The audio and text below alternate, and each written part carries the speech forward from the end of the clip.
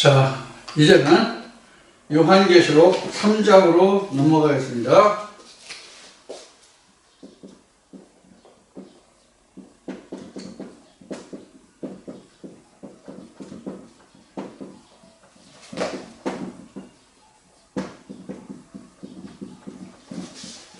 자,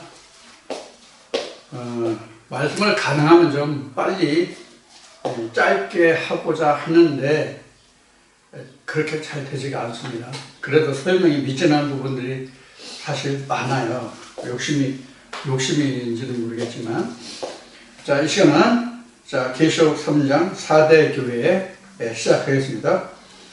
4대 교회의 사자에게 편지하기를 하나님의 일곱 영과 일곱 뼈를 가진 이가 가라사대 내가 네 행위를 아노니 내가 살았다 하는 이름은 가졌으나 죽은 자로다. 너는 일깨워 그 남은 바 죽게 된 것을 굳게 하라. 하나님 앞에 내 행위의 온전한 것을 찾지 못하였느니. 앞에 두 아디라 교회에서도 그 죽게 된 그 남은 부분을 내가 굳게 지켜라 이렇게 이제 책망하셨죠. 지적하셨죠. 근데 여기서도 지금 사대교회에 그렇게 지금 말씀하고 있습니다. 그래서 살았다 하는 이름은 가졌으나 죽은 자다. 이게 무서운 거예요. 그 살았다 하는 것이 내가 생각하고 목회자들이 생각하는 것과 하나님이 보시는 것과는 전혀 차이가 있거든요. 앞에 부아디라에서도 설명을 말씀을 하셨듯이 살았다는 것은 하나님이 보시기에 사는 것이 산 것이지 인간이 목회자가 자신이 생각해서 살았다는 것은 전혀 하나님 뜻과는 무관한 거예요. 그래서 하나님 뜻대로 하시는 것을 사람으로 알게 한다고 이제 두 아들의 교회에 이제 하나님이 말씀하시잖아요. 지금 여기도 마찬가지예요. 그래서 하나님이 남은 바 죽게 된 것을 굳게 하라. 남은 바 지금 죽게 된 것, 죽은 것은 아닌데 지금 죽어가고 있는 그것을 다시 굳게 잡아라. 그렇게 지금 말씀하고 계시죠. 그래서 온전한 것을 찾지 못했다. 온전한 것.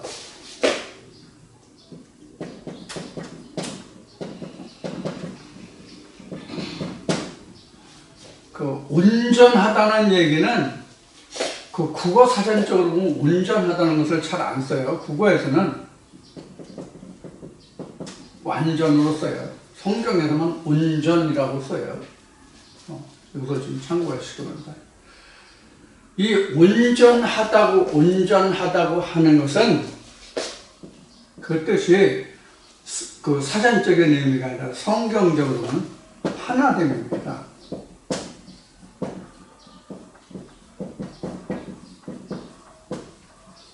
요게 온전한 거예요. 성경에서 말하는 온전은. 그러니까 각자가 하나의 말씀으로 온전하게 된 그것이 바로 하나의 보시기에 온전한 것이에요. 그런데 지금 4대 교회의 이 성도들이 지금 그렇지 못하는 거죠. 그래서 실제로는 네가 죽은 것이다. 그래서 이 온전하다는 것에 대해서 설명하면은 우리 학교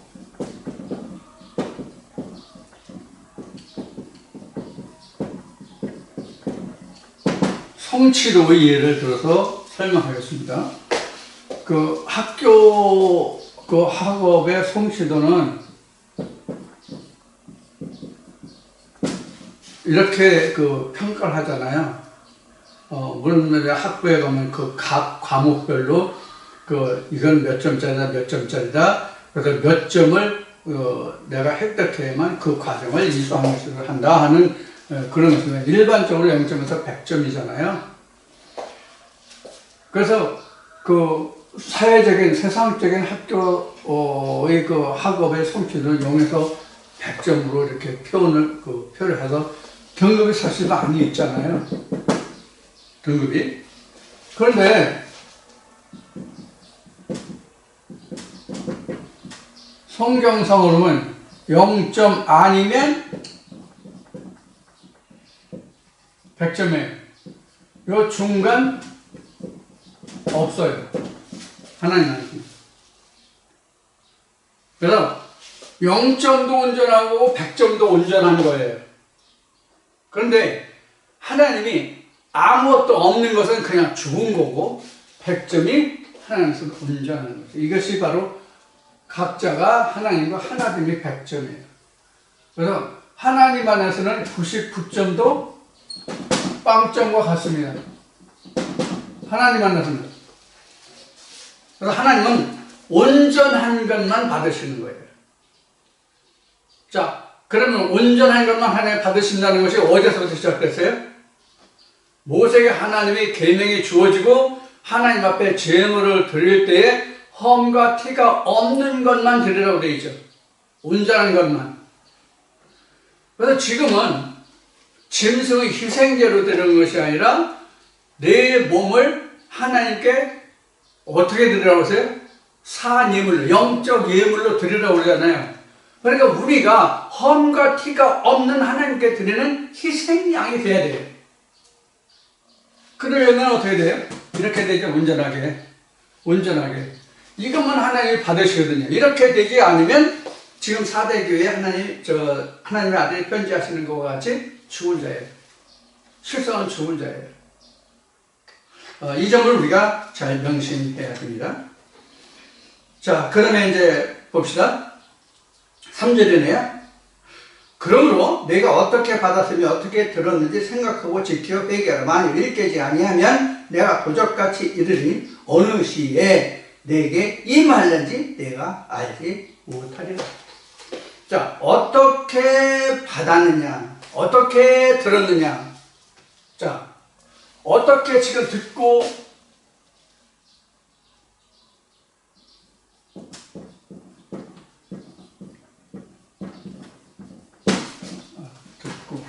들고 갑니다. 듣고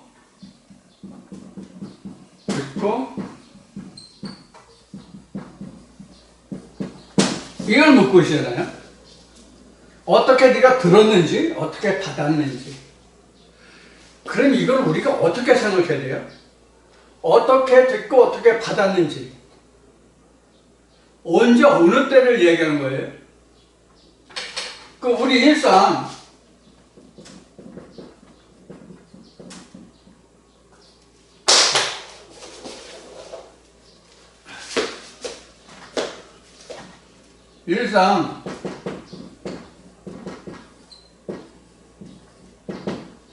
신앙생활을 보면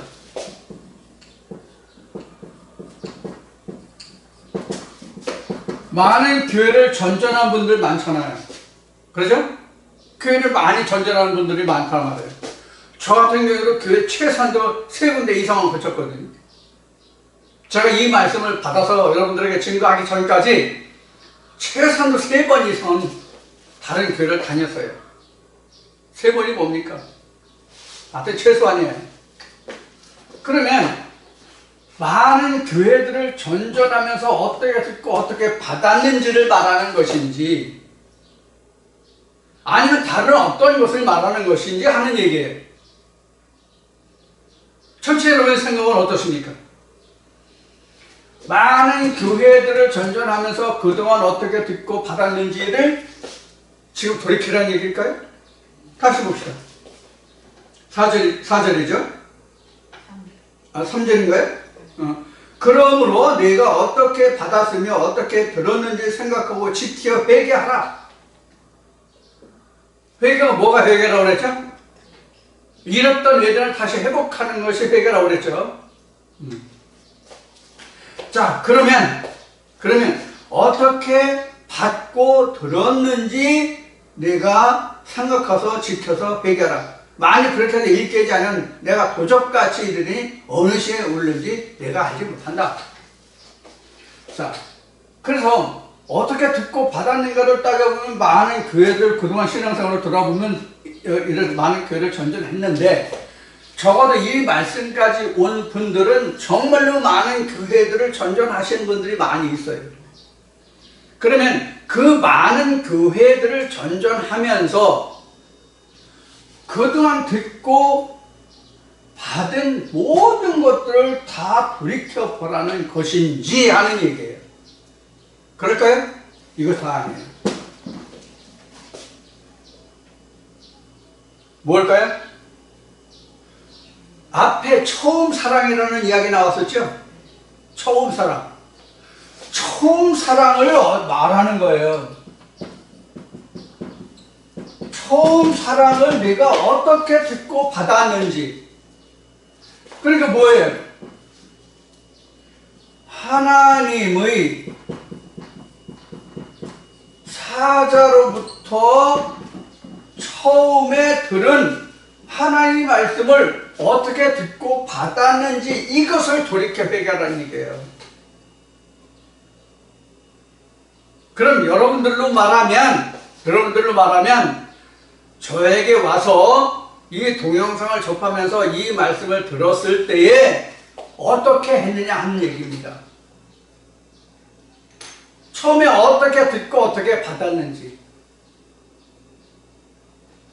이것을 사실 시간이 지나서 이것을 보면은 뭐냐면 감각적 문제예요. 무슨 영적. 처음에 여러분들이 이 말씀을 들을 때는 아마 이런 면이 있었을 거예요. 산뜻한 마음, 산뜻한 기분, 확실하고 분명한 마음, 이런 게 있었을 거예요. 근데 시간이 흘러가요.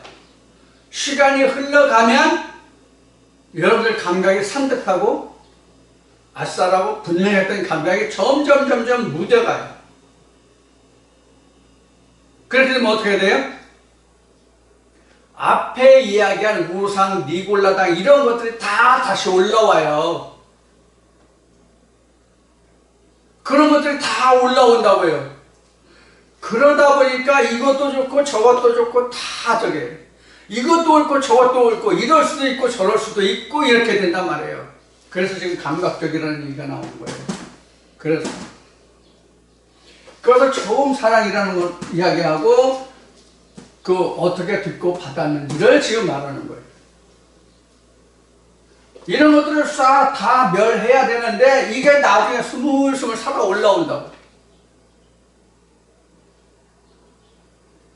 그럼 지금 이 이야기 하는 저 자신은 안 그럴까요? 저 자신도 거기에 있어요. 많이. 한두 가지가 아니라 많이.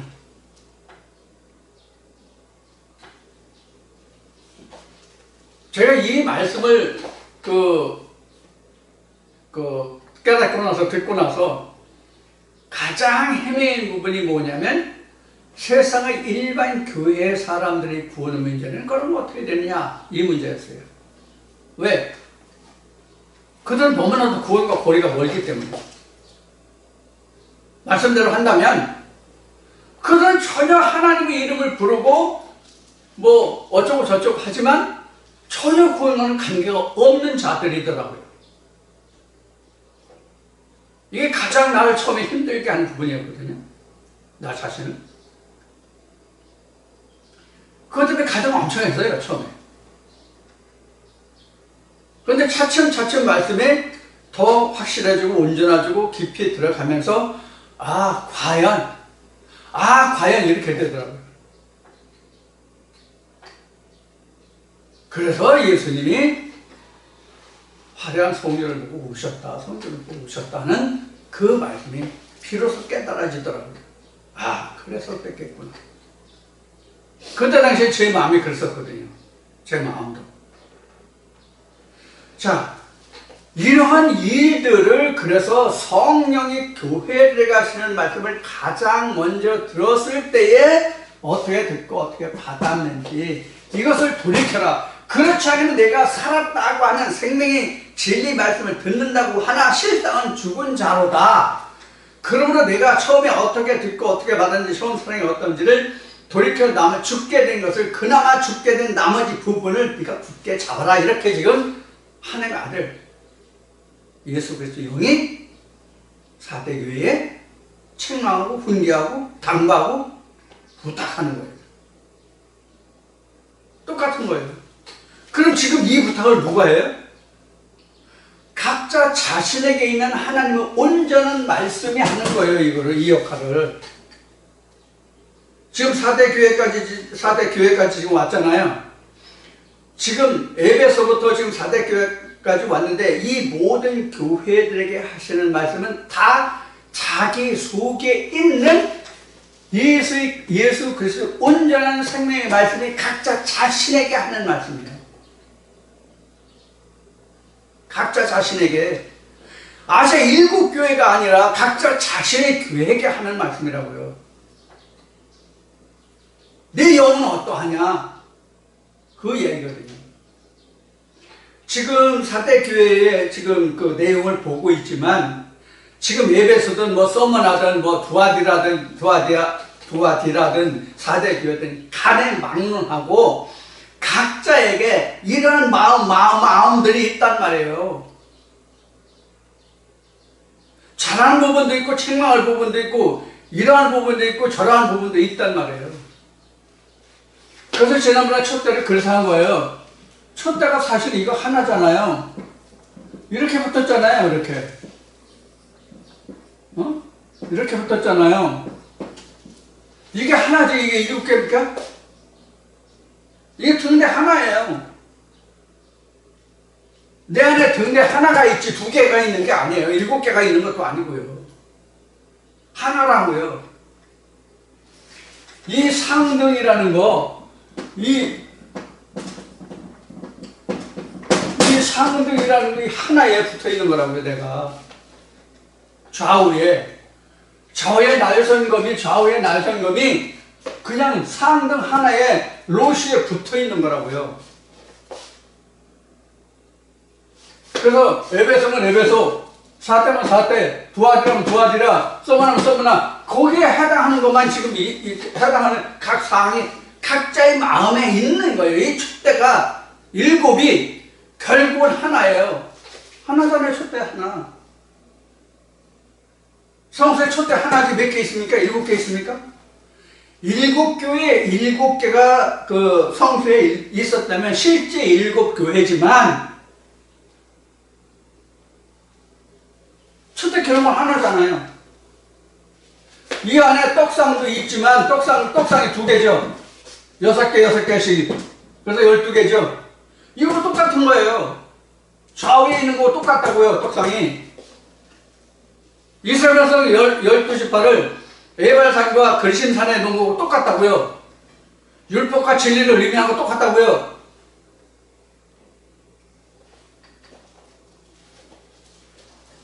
그렇기 때문에 지금 아시아 7교회를 말하지만 각자 자기 심령에 때로는 아니면 항상 아니면 어떤 때 상황에 따라서 에베소 같은 경우도 썸머나 교회 같은 경우 두아디라 같은 경우 4대 교회 같은 경우 이런 경우가 생기니까 그런 때마다 너는 이렇게 해서 내가 내게 지키라고 한 그 분부를 지켜서 죽지 말고 생명에 이르라 이런 뜻이에요.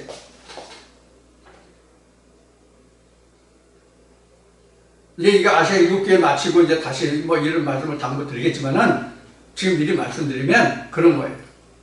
그래서 절대로 아시아 7교회로 오시면 안 됩니다.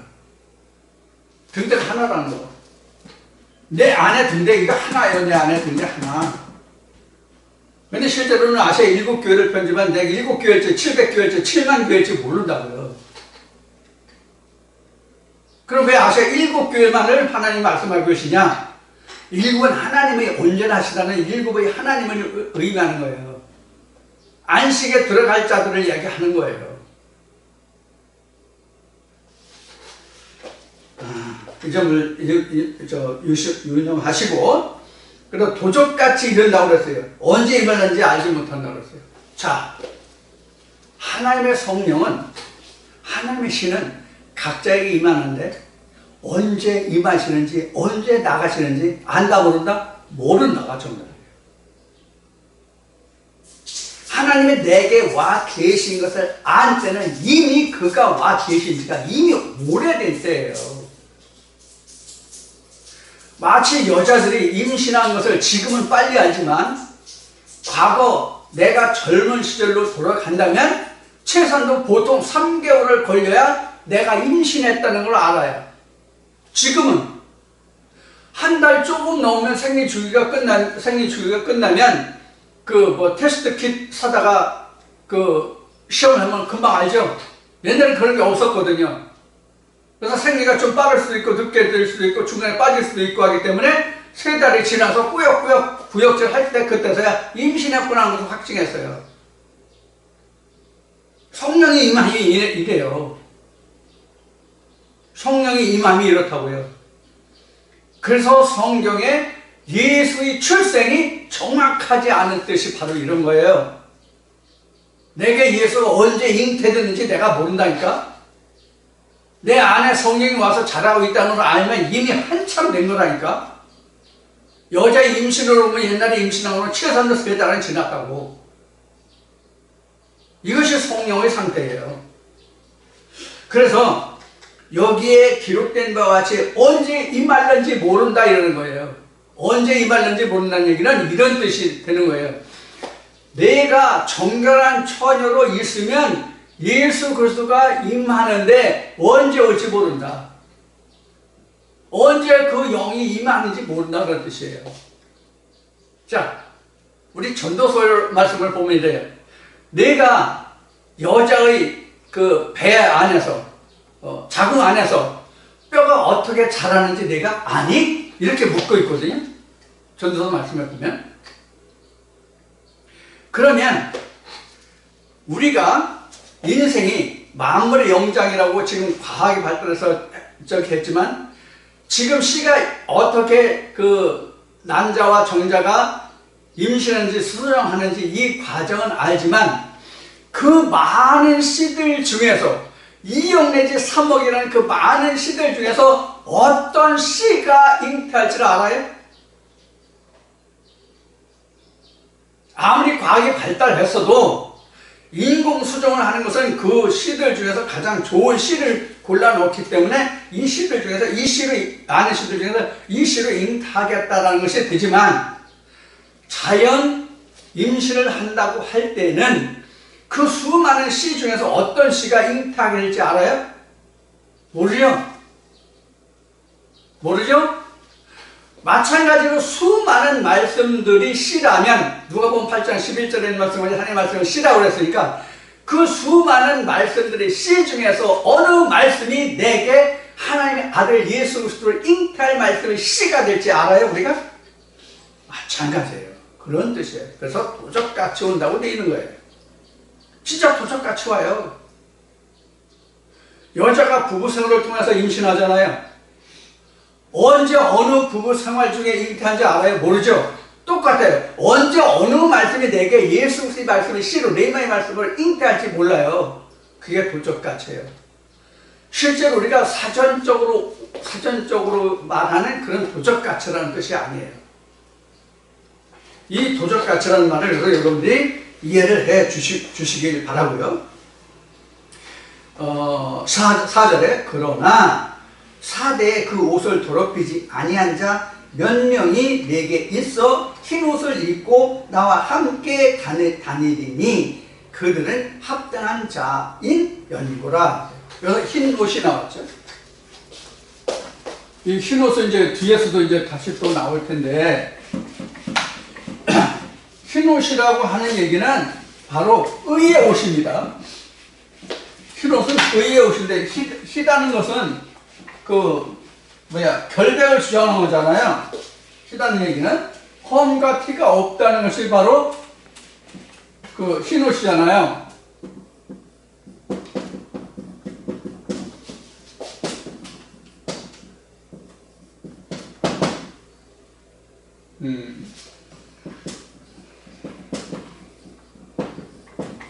이게 이제 정결함의 이제 그 뜻인데 뒤에 보면 예수 그리스도의 피로 그 희게 빨아서 그 희게 된 옷 나와요. 그럼 예수 그리스도의 피가 뭐예요? 성령이 교회들의 말씀이죠. 그래서 내가 너에게 이런 말이죠. 우리가 실상의 피로 옷을 빨았다면 흰 옷도 빨개지죠. 그래서 흰옷 또 빨개져요. 그런데 성경은 예수의 피로 빠는데 흰옷이 됐다고 그래요. 그래서 그것은 정결함의 얘기고, 그 다음에 이것을 의의 옷이라고 얘기하는 거예요. 그럼 이 옷은 어디서부터 유래했어요? 아론의 옷부터 시작한 거예요. 아론의 그 제사장복.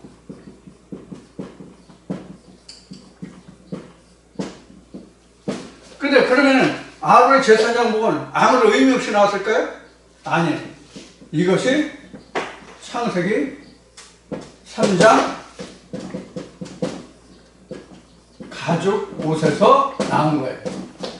이 가죽 옷이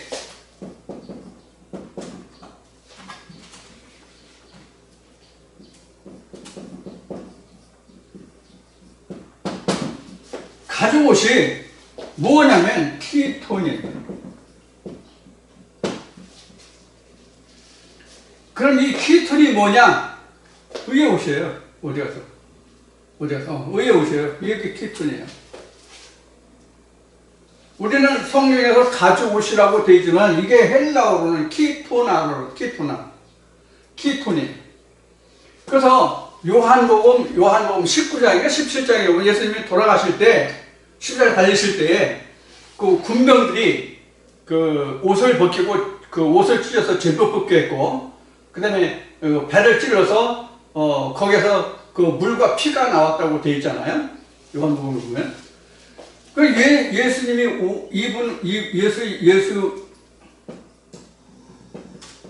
예수의 옷을 보면은 원은 겉옷과 속옷이 나왔죠. 겉옷과 속옷이 나왔는데 겉옷이 히마티온이고요. 속옷이 키톤이에요. 그래서 이 키톤을 입은 것을 보고 사실은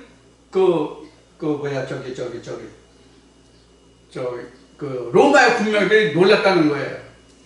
왜 그러면 이 키톤은 대제사장의 복장이거든요, 이게. 근데 예수가 히마티온과 키톤을 입었다고 되어 있는데, 키톤은 이게 어디 갔어? 아론이 입었던 것이 히마티온이에요. 그리고 대제사장이 예수가 입은 이 속옷이 바로 키톤이에요. 그래서 이게 바로 뭐냐면 율법과 진리의 상징이에요. 그래서 예수님이 그래서 뭐예요? 하나님의 본체라고 하는 거. 빌립보서 3장에 있는 말씀 것이 하나님의 본체다, 이렇게 바울이 증명한 거예요. 그래서 우리도 지금은 겉옷과 속옷을 다 입어야 돼요. 이게 지금 여기에서 그 말하는 흰 옷이에요. 흰 옷이라는 게 색깔이 흰 옷이라는 얘기 아니에요. 그래서 이것을 결국은 오늘날로 말하면 이게 율법이라고 하는 것보다는 로고스와 레마다. 이것이 우리는 오늘날의 뭐다? 흰 옷이다, 이런 얘기예요. 그러니까 하나님이 말씀과 진리를 함께 가지고 있는 이것이 바로 흰 옷입니다. 또 흰 옷, 우리나라가 백의 민족이기 때문에 흰 옷을 좋아한다, 이렇게 얘기했는데, 사실 지금 중동이 어떤지 모르겠지만, 제가 70년대 말 80년대 초에 중동에 프렌치 수출로 한 3년 가까이 있다 온 적이 2년 조금 넘게 있다 왔는데, 그때 가보면 그 사람들, 여자들은 다 검은 옷을 입고 다니고요. 그래서 이제 남자들 사이에 까마귀라고 새카만 옷을 뒤집어 쓰고 다니니까 까마귀라고 얘기했고, 남자들은 흰 옷을 입는데, 터반을 쓰고 이제 흰 옷을 입는데, 걔네들은 전부 다 흰 옷이에요. 무조건 하얀 거예요. 한국 사람이 백의 민족이 아니에요. 오히려 난 중동 사람들 백의 민족 같더라고요, 가서 보니까. 한국 사람 형형색색 옷 다 입을 때예요, 그때도. 근데 중동에 가니까 중동 일대에 전부 그 사람들은 다, 무슬림 그들은 다 흰 옷을 입어요. 두루마기 같은 거를. 그럼 그들이 백의 민족이지, 한국이 백의 민족이에요. 자, 여담이지만, 흰 옷이라는 게 이렇게 색깔로 흰 옷이 아니라 하나님의 의의 옷입니다. 이사야 61장 10절인가 보면 하나님의 의의 겉옷이 나왔습니다. 그럼 하나님의 의의 겉옷만 있는 것은 하나님의 의의 옷, 속옷도 있단 말이에요. 그래서 히마티온과 키톤이 둘 다 같이 있어야, 즉 율법과 진리, 즉 로고스와 레마가 있어야 우리는 흰 옷을 입은 거다. 그런 얘기입니다. 이것이 한 임금이 잔치를 배설하고 사람들을 초청했는데 아무도 안 왔죠? 그 나중에 불러와서 시간이 다 임박해서 불러오니까 예복을 안 입었죠? 이게 예복이에요. 흰 옷이라는 게 예복입니다. 그럼 여기서 보면 예수님이 무슨 옷을 입고 있을 거예요? 흰 옷을 입었죠. 그렇죠? 흰 옷을 입고 나와 함께 다니리니. 그렇으니까 예수님도 흰 옷을 입었다. 이렇게 볼 수가 있죠. 4절이고요. 5절 보면 이기는 자는 이와 같이 흰 옷을 입을 것이요 내가 그 이름을 생명책에서 반드시 그리지 아니하고 그 이름을 내 아버지 앞과 그 천사들 앞에서 시인하리라 그랬어요. 예수님이 이런 말씀하세요. 내가 사람들 앞에서 나를 시인하면 나도 아버지와 천사들 앞에서 너를 시인하리라 이렇게 나오거든요. 예수님이 하신 말씀이에요. 자, 그런 말씀을 예수님이 하시는데 그것이 바로 뭐냐면 이거예요. 의예요. 하나님은 말씀이시잖아요. 예수도 말씀이잖아요. 그래서 시인한다는 얘기는 그건 말씀이에요. 하나님도 말씀이고 예수도 말씀이거든요. 로고스냐 레마의 차이만 있어요. 근데 로고스와 레마가 사실은 다른 게 아니죠. 로고스 속에 레마가 들어있고 레마가 있으려면 로고스가 있어야 되죠. 그렇죠? 네. 그래서 겉옷과 속옷은 하나예요. 우리가 이제 지금 여름이니까 제가 가끔 집에만 있을 때는 속옷을 안 입고 겉옷만 입을 때가 있어요. 반바지 같은 거. 그럼 무척 시원하고 편해요. 세상의 복장에서는 속옷을 여러 개 입을 수도 있고 안 입을 수도 있고 한 개만 입을 수도 있고 그렇지만은 겨울 같은 데는 속옷 여러 개 입잖아요. 그럼 겉옷도 여러 개 걸치잖아요. 그런데 성경에서는 겉옷 한 벌, 속옷 한 벌뿐이 없어요. 한 벌뿐이 없어요. 그리고 사철용이에요. 자, 그렇게 이해하시고요. 그래서 이기는 자에는 그 이름을 생명책에서 반드시 흐리지 않는다고 되죠. 근데 이제 생명책 하면은 이제 계시록 20장에 가서 다시 이제 책과 생명책을 다시 설명할 건데 여기서 미리 좀 본다면 좀 피를 바꿔야 되겠네.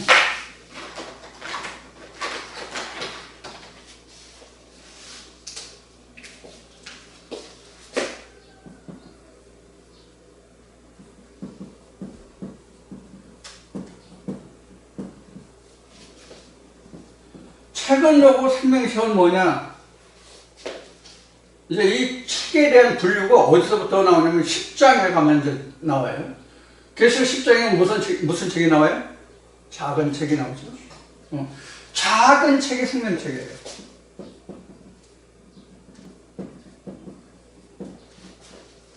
작은 책과 생명책이 같아요. 그래서 책은 성경이라고 한다면 책은 예수예요. 성경 곧 아버지예요. 여기는 아들이죠. 그럼 요한 1서 5장에 가면 아들에게 생명이 있음 같이 그래 나오죠. 그래서 아들이 있는 자에게 생명이 없고 이런 말씀이 나오죠. 그래서 아들의 책이 생명책이에요. 아버지의 책은 그냥 책이에요. 성경이에요. 이것을 이제 뒤에 가면 비브리온, 비브로스 나오는데 이때 가서 지소형 명사가 뭐다 하는 것까지 해서 계시록 20장에서 다시 말씀드리겠습니다. 요 생명책이라는 것은 그래서 예수의 책. 예수의 책 이렇게 씁시다. 예수의 책. 성경, 책은 그냥 성경. 우리는 책이라고 하면 일반적으로 이렇게 나오잖아요. 또 서류들 이러면서 스크립처라는 말도 있는 것 같은데. 그런데 사실 성경에서 말하는 책은 이겁니다. 비브로스 또는 비브리온 이런 뜻이죠. 비브로스 이렇게 이제 나오는데 이게 원래는 책이라는 말이에요. 그러니까 성경이 말하는 책과 사전이 말하는 책은 차이가 있어요. 성경이 말하는 책은 성경을 말하는 거고,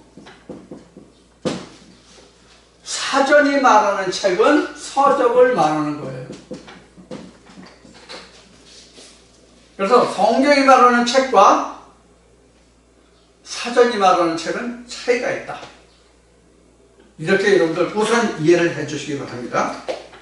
그래서 책에서 흐리지 아니하고, 생명책에서 흐리지 아니하고, 우리가 예수의 책에서 흐리지 아니하고. 자, 예수의 책에서 흐리지 않는다는 뜻이 뭘까요? 예수님이 어떻게 말씀하셨죠? 나로 말미암지 않고는 아버지에게로 갈 자가 없다고 그랬죠. 그렇죠? 그러니까 천국으로 가는 인도의 책이 바로 생명책이에요. 아버지께로 갈 수 있는 길이 적혀있는, 그것이 적혀있는 책이 생명책이에요. 이것을 그래서 작은 책이 나와요. 이건 이제 계시록 10장에 가서 다시 말씀드리고, 이 책에 대해서는 계시록 20장에 가면 문헌대사하고 그 책을 펴놓고 책과 생명체가 기록되지 않은 자는 둘째 사망이 불못에 던지우더라. 이 말씀에 가서 계시록 20장에 가서 다시 책에 대해서는 설명을 드리기로 하겠습니다. 우리가 모세의 글을 보면 모세가 이스라엘 백성들이 광야에서 하나님을 계속 대적하잖아요. 그러니까 모세가 하나님께 기도를 해요. 하나님, 저들이 나를 대적하는데, 하나님을 대적하는데, 저들이 나중에 나도 치겠습니다. 하나님이 그들 다 멸하려고 그랬거든요. 하나님 하도 이제 이스라엘 백성이 속을 썩이니까, 하나님 그들 다 멸하려고 그렇게 이제 이 모세에게 말씀하시니까, 또 모세가 하나님께 기도하죠. 뭐라고? 하나님이 만일 저들을 광야에서 다 멸하시면 하나님은 저들을 가나안 땅으로 인도할 능력도 고난도 없으면서 저들을 인도해서 광야에서 죽겠다는 말을 들을 텐데 그러시면 됩니까 하나님? 안 되잖아요. 그러니까 제발 노를 사하시고 저들을 풀어주십시오. 이런 기도를 하죠. 그래서 하나님이 그렇게 옳다고 해서 그들 용서해요. 그래도 그들이 말을 안 들으니까 모세가 또 이런 기도를 해요. 하나님께. 뭐라고? 하나님, 저를 책에서 흐리시고 저들은 구원해라. 정말로 목자다운 목자죠. 저들은 죽어도 나는 하나님 나라에 가야 됩니다라고 안 하고, 나는 못 가더라도 하나님 백성들은 다 가나안 땅으로 구원으로 인도해 주십시오라고 기도를 해요. 모세가. 그때 처음 뭐가 나오냐면 책이 나옵니다. 책에서 나를 흐리시고 이 책에서 모세가 나를 흐리시고는 두 가지 뜻으로 우리가 설명을 할 수가 있습니다. 내 이름을 그냥 빼주십시오 이런 말도 되고, 첫째는 그 다음에는 하나님의 모든 성경에서 내 이름, 모세라는 이름을 다 빼주십시오 이런 얘기입니다.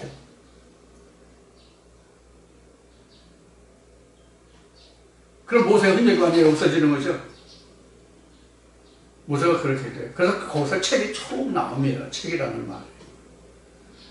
그때 나온 말이 바로 히브리어로는 세페르죠. 세페르인가? 그래 나오죠. 그래서 이제 뒤에서 헬라어로 이제 비브로스 이제 이런 말들로 이제 번역이 됩니다.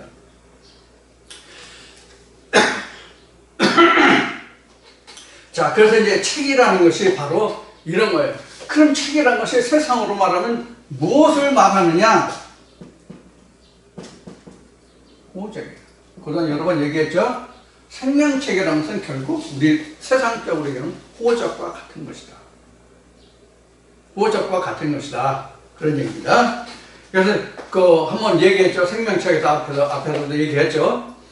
왜 우리가 호적이 필요하냐는 것과 왜 우리가 생명체에 기록되는 능력되는 것이 필요하는 것을 말씀을 드렸어요.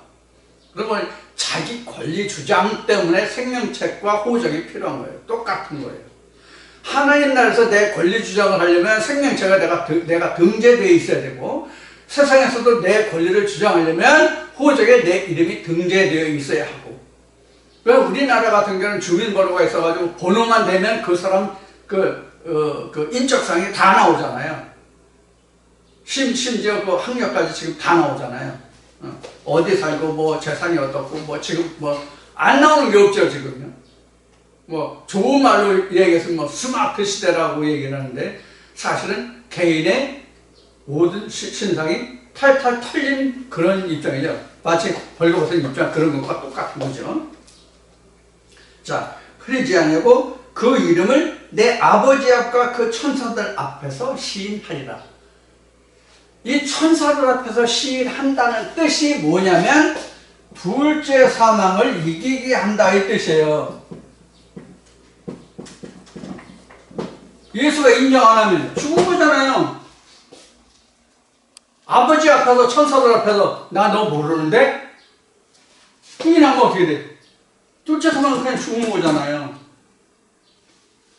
자, 그래서 이겼다고 하는 얘기는 아버지 앞에서 시인한다고 하는 얘기는 바로 그런 의미가 되겠습니다. 귀 있는 자는 성령이 교회들에게 하시는 말씀을 들을지어다. 이렇게 해서 이제 4대 교회에 관한 말씀이 이제 끝납니다. 자, 이렇게 해서 이제 4대 교회까지 이제 마치게 됐는데요. 다음 주에는 그 뒤에 있는 빌라델비아 이제 교회에서부터 이제 시작을 할 텐데, 그동안, 각 교회를 나름대로 특성을 지적하고 예수님이 어떻게 하라고 말씀하시고, 그러면 나보내는 생명나무 열매를 좀 먹게 하겠다, 생명책으로 흐리되겠다, 뭐 하겠다, 이런 말씀이 나왔잖아요. 결국은 뭐냐면, 아버지 보좌에 이르게 하겠다, 이 뜻이에요. 아시아 7교회에 속한 너희들은 어떻게 하든지 간에 아버지 보좌에 이르라, 즉 구원에 이르라 하는 뜻이에요. 그런 의미가 이 말씀 속에 담겨 있어요. 아시아 7교회 공통적으로. 그러니까 하나님은 하나님의 백성이 어느 누구 한 사람이라도 실족하지 않고 하나님 나라에 이르기를 원하시는 거예요. 하나님이 정말 원하시는 이스라엘 백성이 모두가, 즉 하나님의 이름을 부르는 모두가 멸망에 이르지 않고 구원에 이르기를 원하시는 거죠. 다만 우리 인간이 그렇게 하지 못하는 거예요. 하나님은 그렇게 원하시는데. 이런 면면들을 여러분들이 잘 깨달으시고, 오늘도 아시아 7교회에 편지한 이 말씀과 말씀들이 앞에 잠깐 말씀드렸듯이 다 나에게 속한 말씀이다. 한 교회에 속한 말씀이다. 이런 마음으로 여러분들이 이 말씀들을 보아주시고, 앞에 말씀드렸듯이 역시 이 7교회의 형상이 내게 언제 어떻게 항상 일어날지 모르니까 이 말씀들을 우리가 대비하는 그런 말씀으로 받아들여 주시라, 그런 부탁을 드립니다. 자, 이렇게 해서 이제 오늘 모든 말씀을 마치고 이제 다음 주에 다시 뵐 텐데요. 여러분들 건강히 인념하시고, 첫 시간에 부탁을 드렸듯이 건강히 인념하시고 더위 잘 이기시고 건강한 모습으로 다음 주에 다시 뵙겠습니다. 그리고 말씀을 여러분들이 유심히 깊이 들으시고 상대해 주시고, 여러분들 좋아요, 구독 부탁드리고요. 여러분들 형편되시는 대로 후원도 부탁드리고 오늘 모든 말씀을 마치겠습니다. 감사합니다.